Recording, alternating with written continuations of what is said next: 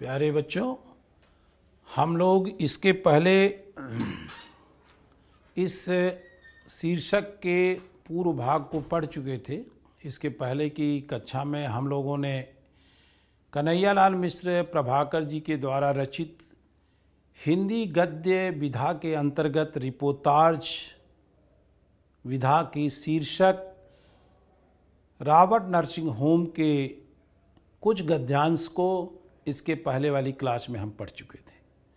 आज उस गद्यांश के अंतर्गत अवशेष जो विषय वस्तु है, पाठ का जो अवशेष हिस्सा है, उसको पढ़ने के लिए हम सभी लोग उपस्थित हो रहे हैं।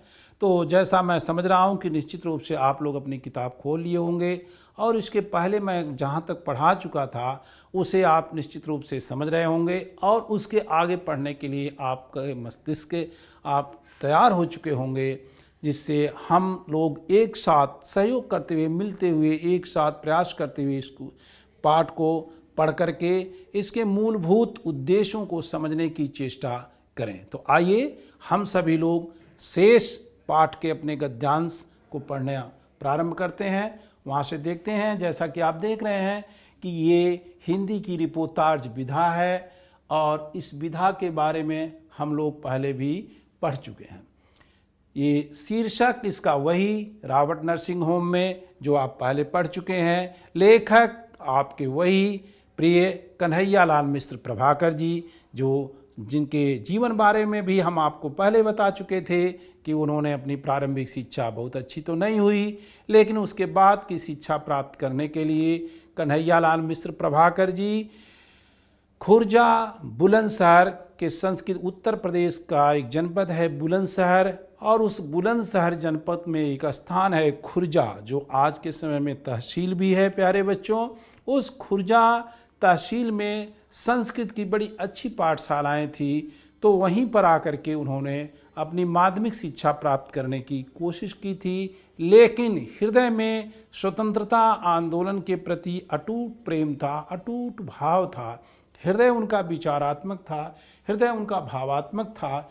इसलिए हम लोग देखते हैं, जब इसके पहले भी हम आपको उनके जीवन परिचय के बारे में पढ़ाए थे, तो देखिए हमें बताए थे कि उनकी वो शिक्षा बहुत पूरी नहीं हुई थी और राष्ट्र प्रेम में संपूर्ण जीवन समर्पित कर दिए थे।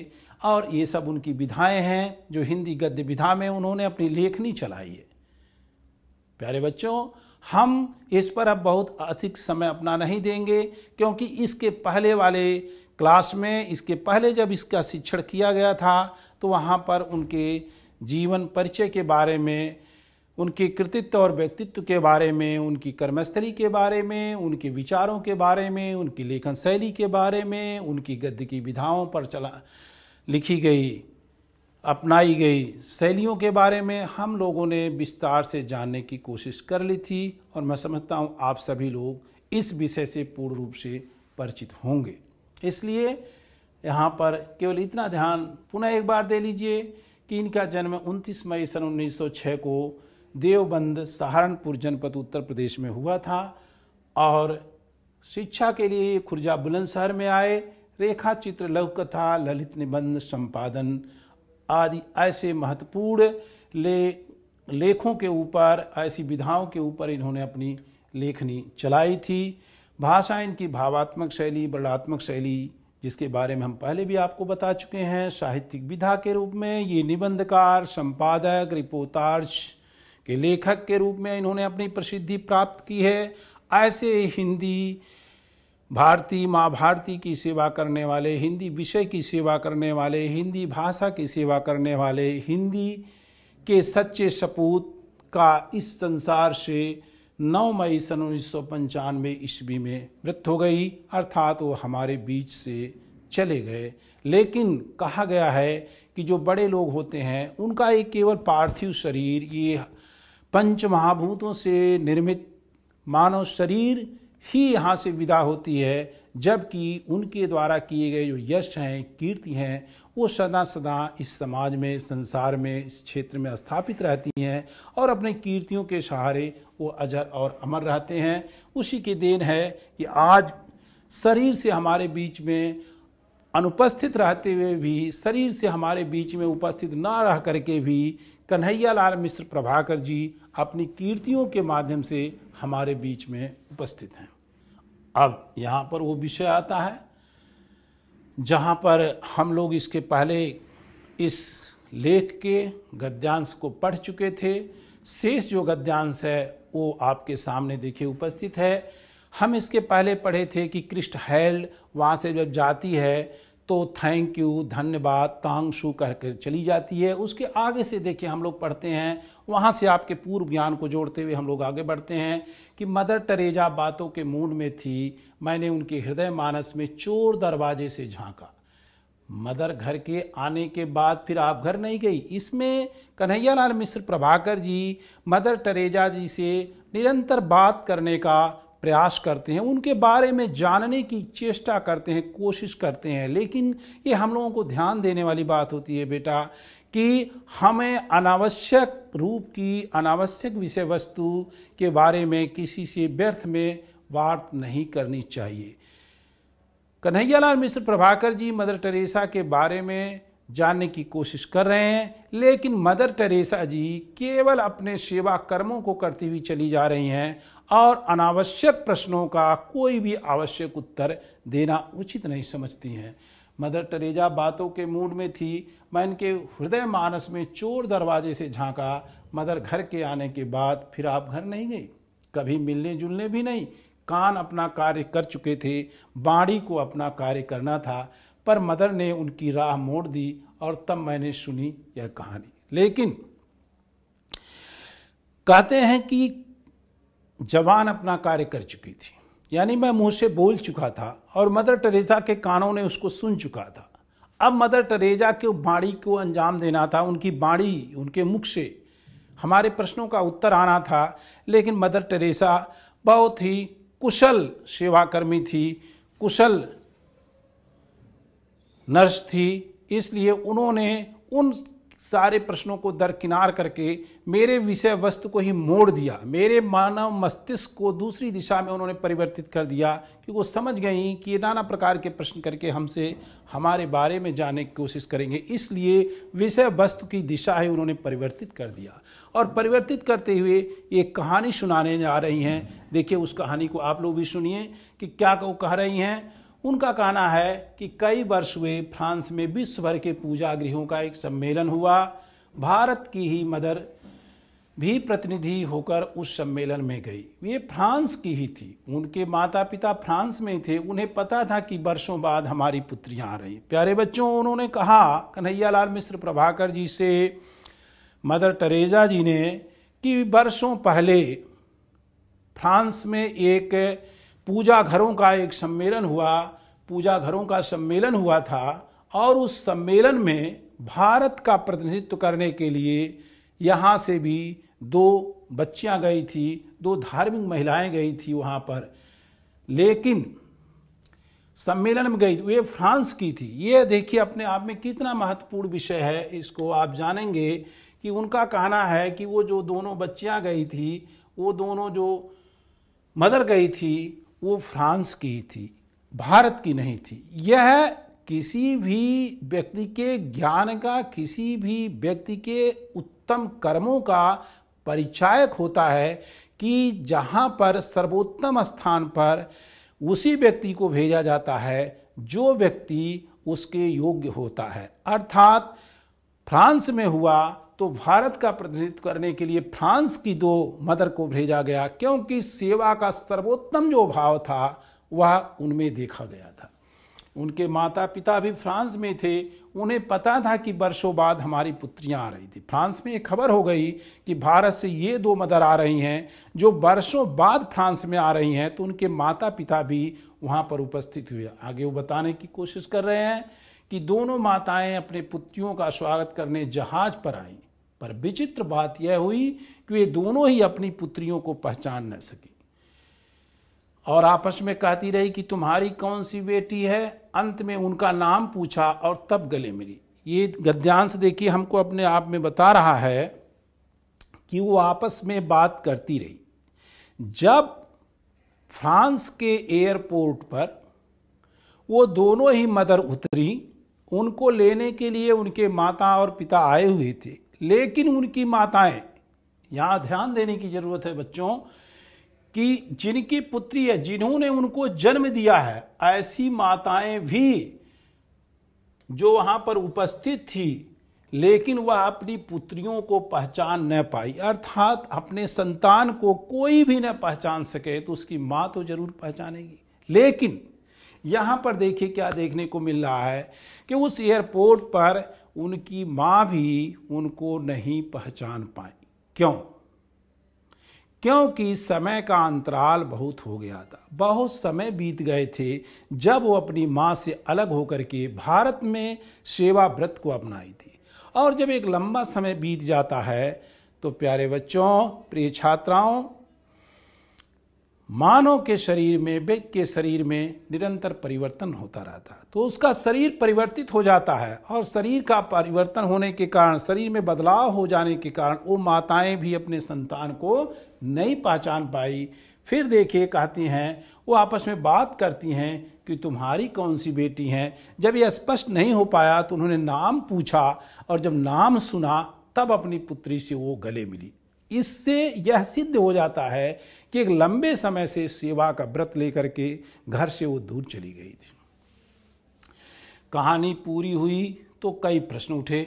मदर टेरेसा उनके उठते न उठते भाग गई। हालांकि कहानी जब पूरी हुई, कन्हैयालाल मिश्र प्रभाकर जी प्रत्येक दशा में मदर टेरेसा से कुछ न कुछ जानने की कोशिश करना चाह रहे हैं। कह रहे हैं जब कहानी पूरी हुई तो अनेक प्रश्न उसमें उठे, लेकिन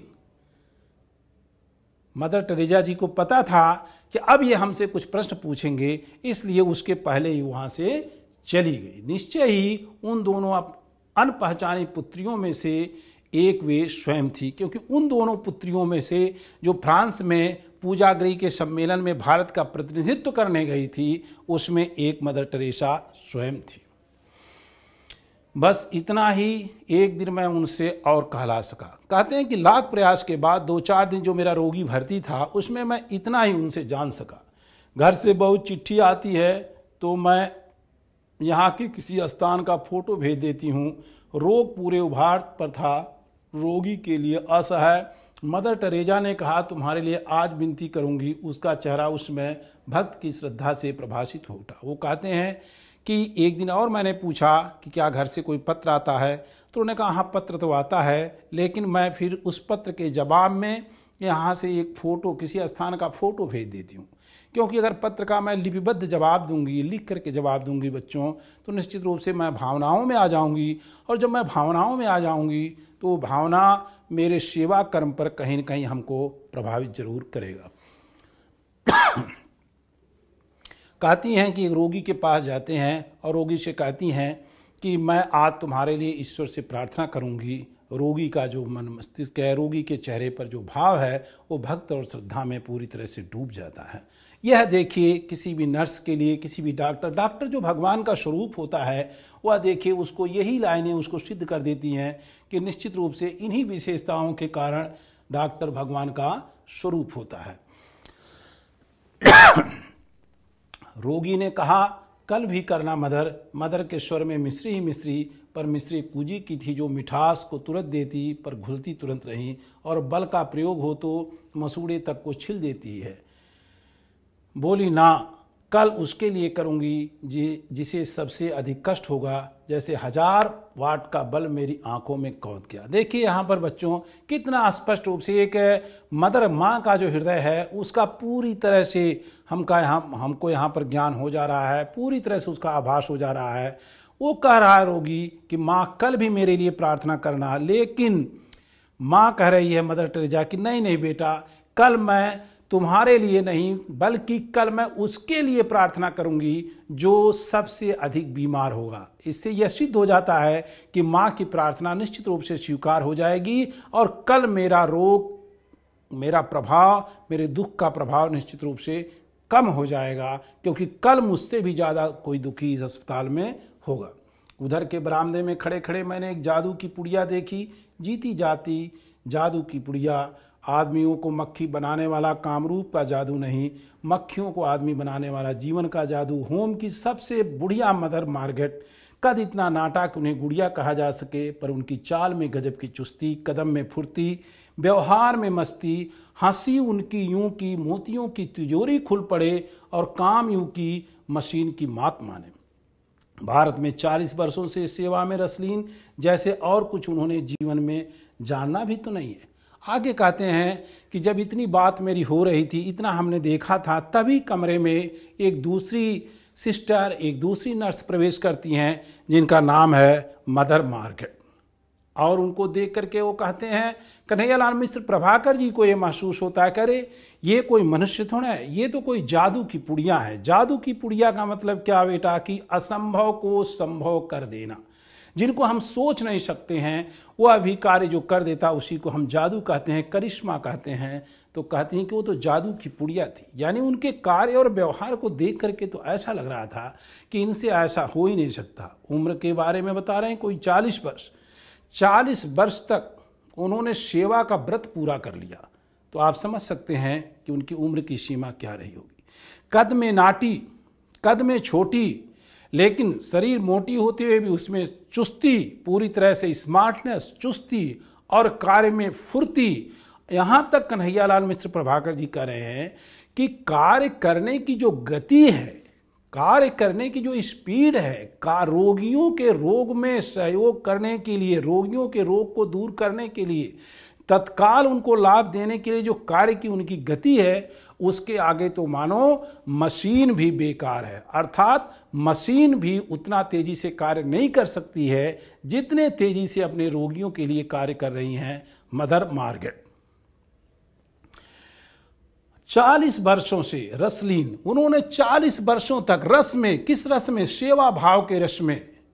प्यारे बच्चों, एक हमारे यहाँ कहावत कही जाती है कि नर सेवा नारायण सेवा, इंसान की सेवा भगवान की सेवा। एक ऐसा महान व्रत, महान संकल्प जो ले रखा है मदर मार्केट ने, उसमें 40 वर्ष बिता दिया और जीवन का उनके यही ध्येय है, यही उद्देश्य है, यही लक्ष्य है, यही जीवन की उनकी सर्वोत्तम इच्छा है कि मैं अंतिम समय तक मानव जाति की सेवा करती रहूं। इसलिए इस रस से पूरी तरह से आनंदित होती हैं।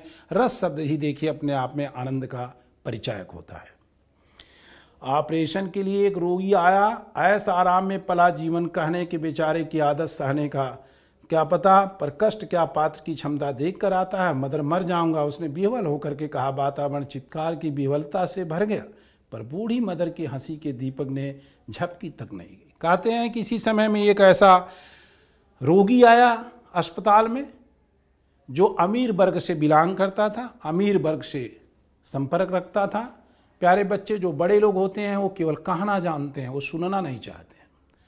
यह उसके स्वभाव में था। इसीलिए लेखक को मजबूर होकर के यहाँ कन्हैयालाल मिश्र प्रभाकर जी को लिखना पड़ा कि कहने की उसको आदत, सुनने का उसको क्या पता। केवल वो कहना जानता था, सुनना नहीं जानता था।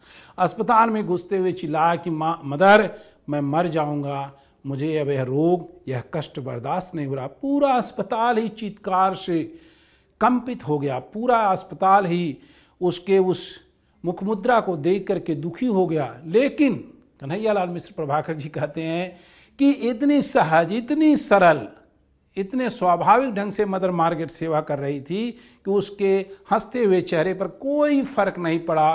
बिल्कुल रिलैक्स अवस्था में, रिलैक्स मूड में उस रोगी से भी वो बात कर रही थी।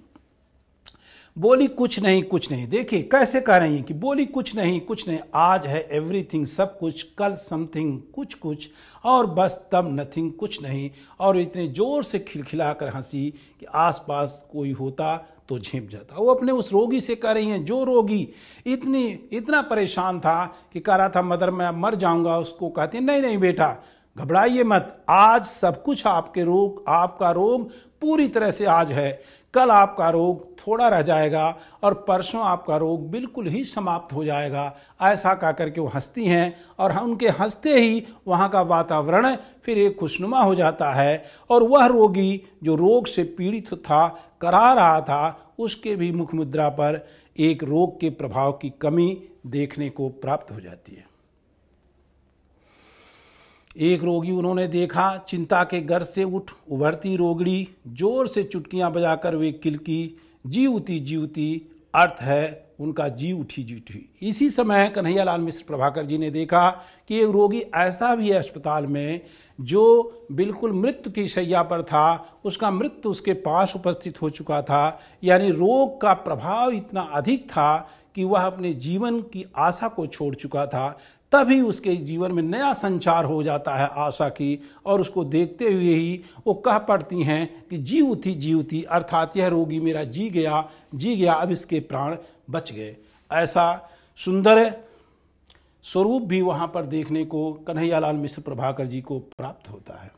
यह अनुभव कितना चमत्कारी है कि यहाँ जो जितनी अधिक बूढ़ी है वह उतना ही अधिक उत्फुल्ल मुस्कानमयी। यह किस दीपक की ज्योत है, जागरूक जीवन की, लक्ष्यदर्शा जीवन की, सेवा निरत जीवन की, अपने विश्वासों के साथ एकाग्र जीवन की। भाषा के भेद रहे हैं, रहेंगे भी, पर यह ज्योत विश्व की सर्वोत्तम ज्योति है। प्यारे बच्चों, इस गद्यांश में, इस लेख में, इस लाइन में ये बताने का प्रयास किया जा रहा है कि इस अस्पताल में जो जितना बूढ़ा है, जो जितना लंबे समय से सेवा कर रहा है, उसके अंदर उतनी ही स्फूर्ति, उतनी ही तेज, उतनी ही आशा, उतना ही वो प्राणवान है, उतना ही सक्रिय है, अर्थात उसका ज्ञान निरंतर निखरता हुआ चला गया। मानव जीवन में भी हम लोगों को अपने दैनिक जीवन में, व्यवहारिक जीवन में भी इसका एहसास रखना चाहिए, इसको भली भांति जानना चाहिए कि वास्तव में जिनके पास उम्र के जितने अधिक अनुभव होते हैं वो निश्चित रूप से उनका ज्ञान, उनके ज्ञान की सीमा उन अनुभवों के द्वारा हम सभी से अधिक होती है। यहाँ पर वो स्वरूप देखने को मिल रहा है कि जितना अधिक उम्र है उतना ही अनुभव है, उतना ही लक्ष्य के करीब हैं, उतना ही उनका लक्ष्य मजबूत है, उतना ही उनका उद्देश्य मजबूत है, उतना ही अपने सेवा कर्म के भाव पर वो निरंतर अग्रसर हैं। कहा गया हमारे यहाँ कि कुछ मनुष्य संसार में ऐसे होते हैं जो कार्य में विघ्न पड़ेगा इसलिए कार्य को प्रारंभ ही नहीं करते। कुछ मनुष्य संसार में ऐसे होते हैं जो कार्य तो प्रारंभ करते हैं लेकिन जब उसको विघ्न आता है तो वहीं पर समाप्त कर देते हैं। लेकिन जो उत्तम वर्ग के मनुष्य होते हैं, उत्तम वर्ग के लोग होते हैं, महान लोग होते हैं, बड़े लोग होते हैं, कहा गया है कि जब कार्य प्रारंभ करते हैं तो उसमें अनंत बाधाएं क्यों न आवें, निरंतर बाधाएं क्यों न आवें, लेकिन समस्त बाधाओं का समाधान करते हुए वो अपने लक्ष्य को प्राप्त कर लेते हैं।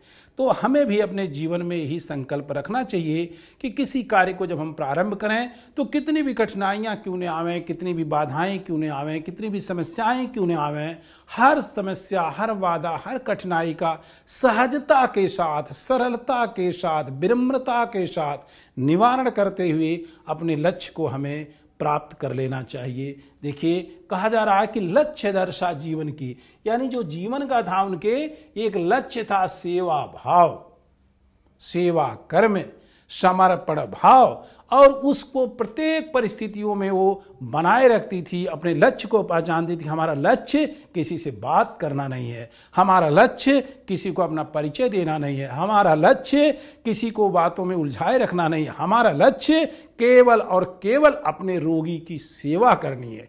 इसी प्रकार से जीवन में जब हम अपने लक्ष्य को मजबूत कर लेते, हमारा लक्ष्य हमको निरंतर दिखाई देता है। जो कहा गया है कि सपने वे नहीं जो हम सोने में देखते हैं, सपने तो वे होते हैं, सपना ऐसा पालना चाहिए जो हमें सोने नहीं देते हैं, अर्थात लक्ष्य निरंतर आंखों के सामने होना चाहिए। तो कह रहा है कि लक्ष्य दर्शा जीवन की, उनके जीवन का ये लक्ष्य था कि मानव की हमें सेवा करनी है।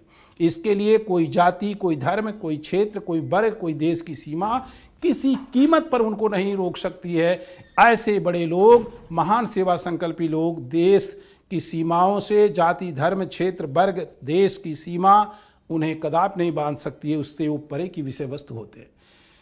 ऐसे में एक तीसरी सिस्टर का परिचय होता है, सिस्टर क्रिस्ट हेल्ड का तबादला हो गया। अब वह धानी के भील सेवा केंद्र में काम करेगी। जो इसके पहले मदर टेरेसा जी के साथ क्रिस्ट हेल्ड हमारे बीच में उपस्थित हुई थी, अब क्रिस्ट हेल्ड का उस अस्पताल से स्थानांतरण हो जाता है और वो चली जाती है धानी की भील सेवा केंद्र में काम करने। बच्चों, प्यारे छात्राओं, छात्रों ये हमें देखिए समझना चाहिए कि ईश्वर जहां भी स्थान दे, ईश्वर जहां भी हमें सेवा के लिए भेजे, अगर हमने सेवा का संकल्प ले लिया है, हमने कर्म करने का संकल्प लिया है, तो हमारे लिए स्थान नहीं महत्वपूर्ण होता। हर स्थान दिव्य हो जाएगा जहां हम पहुंच करके अपने सेवा भाव से अपने सेवा कर्मों को करेंगे। उसका एक स्वरूप यहाँ देखिए आपको दिखाई देगा कि अब वह धानी के भील सेवा केंद्र में काम करेगी। ओह, उस जंगली जीवन में यह कर्पूरिका, उसका जो रंग था वो कपूर की भांति था, इसीलिए उसके लिए कर्पूरिका शब्द का प्रयोग किया गया। कर्पूरिका का मतलब कपूर की भांति सफेद। वह कपूर की भांति सफेद थी, गौर वर्ण की थी, पर कर्पूरिता तो अपने सौरभ में इतनी लीन कि उसे स्वर के अतिरिक्त और कुछ दिखता ही नहीं, सूझता ही नहीं। वो रंग में कपूर की भांति भले थी, लेकिन उसका सेवा कर्म इतना महान था कि उसके लिए कुछ भी स्थान कभी जीवन में महत्वपूर्ण नहीं था, बल्कि सेवा महत्वपूर्ण था। वह हम लोगों को मिलने आई, हंसती, खिलती, बिखरती और फुदकती। देखिए कितने सुंदर शब्दों का प्रयोग उन्होंने किया। वह हम लोगों से मिलने तो आई, लेकिन उसके मिलने में कोई दुख नहीं, कोई अवसाद नहीं, कोई चिंता नहीं, कोई कष्ट नहीं, स्थान छोड़ने का कोई रंच मात्र गम नहीं, बल्कि वो हंसती, फुदकती। कैसे शब्दों का प्रयोग किया, हंसती, खिलती, बिखरती और फुदकती। आनंद के वातावरण में आई और यहाँ से जाने का उसे विषाद नहीं, एक नई जगह देखने का चाह उसके रोम रोम में। पर मुझे उसका जाना कचोट सा रहा था। वह दूसरे रोगियों से मिलने चली गई। उधर उधर आते जाते वह 2-3 बार कमरे के बाहर से निकली, पर फिर एक बार भी उसने उधर नहीं झांका। मैंने अपने से कहा, कोई लाख उलझे उसे किसी में नहीं उलझना है। यह लाइन देखिए हमारे और आपके लिए बहुत ही महत्वपूर्ण लाइन है। वो कह रहे हैं कि वो 2-3 बार कमरे में आई, मैंने देखना चाहा, बात करना चाहा, हमने उससे मिलना चाहा, लेकिन वह हमसे नहीं मिलना चाहिए, बात नहीं करना चाहिए। अर्थात हम कितना भी उसमें उलझना चाहे, वह हमसे नहीं उलझी। बड़े जो जिनके लक्ष्य होते हैं उनको यही ध्यान रखना चाहिए, हमेशा इसका ध्यान देना चाहिए प्यारे बच्चों, कि जो हमारा लक्ष्य है वो लक्ष्य हमको केवल दिखाई दे। हमारे लक्ष्य में उलझाने वाले हमको 1000 मिलेंगे, लेकिन हमें किसी से उलझना नहीं है, हमें अपने मार्ग को तय करना है। और तब सिस्टर क्रिस्ट हेल्ड का सच यह है कि सिस्टर मदर बर्ग का निसंग, यहाँ देखिए कितने सुंदर शब्दों का प्रयोग किया गया है। निसंग, निर्लिप्त, निर्द्वंद, यानी किसी प्रकार की कोई चिंता नहीं, निष्काम भाव से, पूरी तरह से सहज भाव से, कर्म क्षेत्र कुछ भी हो जाए लेकिन सेवा के संकल्प में कोई परिवर्तन नहीं।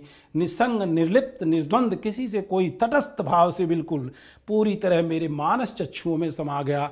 मानस चक्षु का मतलब होता है मन के नेत्र में समा गया। और फिर मैंने आप ही कहा सिस्टर क्रिस्ट हेल्ड, ये लाइन पूरे भारत के लोग, ये लाइन मानव जगत के लोगों को लिए, यह लाइन पूरे संसार के लोगों के लिए बड़ी महत्वपूर्ण लाइन है और इसका अनुसरण हम सभी लोगों को बच्चों करना चाहिए। देखिए भगवान श्री कृष्ण जी के मुखारबिंद से गीता नामक ग्रंथ का प्रस्फुटन हुआ है और कितना सुंदर इन्होंने कहा कि सिस्टर क्रिस्ट हेल्ड, हम भारतवासी गीता को कंठ में रखकर धन्य हुए। हम गर्व करते हैं कि हमने गीता याद कर लिया, लेकिन हमारा गर्व व्यर्थ है। हम तो केवल कंठ में गीता को धारण करते हैं, वास्तव में उस गीता के सेवा भाव को, उस गीता के कर्म भाव को तो आपने अपने जीवन में धारण किया है, इसलिए आप धन्यवाद की पात्र हैं। और इस प्रकार से प्यारे बच्चों ये पाठ अब यहाँ पर समाप्त हो जाता है। धन्यवाद। आगे प्रश्न है? हाँ है। तो इस प्रकार से ये इस प्रकार से ये गद्यांश यहाँ पर समाप्त हो जाता है। अब देखिए ये लाइन हमारे लिए बड़ी महत्वपूर्ण है। देखिए प्यारे बच्चों, ये संसार है और इस संसार में कर्म की प्रधानता है। ये जो इन्होंने कहा कि गीता में कर्म की प्रधानता है, तो वास्तव में गीता कहती है, भगवान स्वयं कहे हैं कि कर्मण्येवाधिकारस्ते मा फलेषु कदाचन। सूरदास जी कहते हैं कि उद्धव कर्मन की गति न्यारी। तुलसीदास जी अपने रामचरितमानस में कहते हैं कि विश्व प्रधान कर्म प्रधान विश्व करी राखा, जो जस करई सो तस फल चाखा। ईशावास्योपनिषद भी हमारा कहता है कि कुर्वन्ने ही कर्माणि जिजीवच्छे समा एवं त्वयि नान्यथो अस्ति न कर्म लिप्यते नर। अर्थात हमें जीवन में कर्मशील रहना चाहिए और अपने कर्तव्यों का निर्वहन करना चाहिए, और वही हमको इस पूरे के पूरे पाठ में, इस पूरे के पूरे रिपोर्टाज में देखने को मिला है। इसके पहले चूंकि हम संदर्भ प्रसंग बता चुके हैं आपसे, इसलिए वही संदर्भ और प्रसंग रहेगा, इसमें कोई परिवर्तन नहीं होगा, इसे आप देख लेंगे। अब जो हमने गद्यांश पढ़ाया उसके देखिए कुछ काठिन्य निवारण, कुछ कठिन शब्दों के अर्थ हैं, जैसे तिजोरी का संदूक या बॉक्स, रसलीन आनंदमय होना, विह्वल व्याकुल, उत्फुल्ल खिलना, विषाद दुख, कचोट कष्टकारी, निर्लिप्त लगाव से रहित, कर्पूरिका कपूर जैसी गौरबड़, सौम्य शिष्ट, मानस चक्र मानसिक नेत्र, लक्ष्यदर्शी उद्देश्य को देखने वाली। प्रस्तुतिकरण के रूप में जो इसके मुख्य बिंदु थे बेटा, मदर टेरेसा का फ्रांस के रूप में चित्रण, मातृ स्नेह को दबाकर कर्म पथ पर हमेशा आगे बढ़ना, मदर मार्गरेट का मशीन की भांति सेवा करना और चिकित्सक और रोगी के साथ कैसे कार्य किया जाता है, तथा मदर बर्ग का तटस्थ भाव से कार्य करना चाहिए। यही इसके प्रस्तुतिकरण के कुछ मुख्य बिंदु हैं। इन्हें आप अपने ध्यान में रखेंगे तो निश्चित रूप से इस पाठ की आप व्याख्या कर देंगे, अनुवाद कर देंगे। अब इस पर जो प्रश्न बनते हैं वह देखिए, मदर टेरेसा किसके लिए विनती करती थी? आप ठीक से गद्यांश पढ़ेंगे, आपको इस प्रश्न का उत्तर मिल जाएगा। लेखक ने अपने आंखों से क्या देखा? जो पूरा रॉबर्ट नर्सिंग में होम में देखा वो आप उसको देख सकते हैं। जीती जागती पुड़िया के शब्द का प्रयोग किसके लिए किया गया? जीती जागती पुड़िया किसे कहा गया है? तथा सिस्टर और नर्स का स्वभाव कैसा होना चाहिए? आप एक स्वयं निबंध लिख सकते हैं। इस गद्यांश को पढ़ करके, इस रिपोर्टाज को पढ़ करके आप स्वयं एक निबंध लिख सकते हैं कि सिस्टर या नर्स का स्वभाव कैसा होना चाहिए अपने रोगियों के प्रति। तो निश्चित रूप से इसका अगर हम अध्ययन कर लेंगे तो हमारे मानव जीवन के लिए बहुत ही उपयोगी होगा और इसीलिए साहित्य में इसकी उपयोगिता भी सिद्ध होती है। बहुत बहुत धन्यवाद।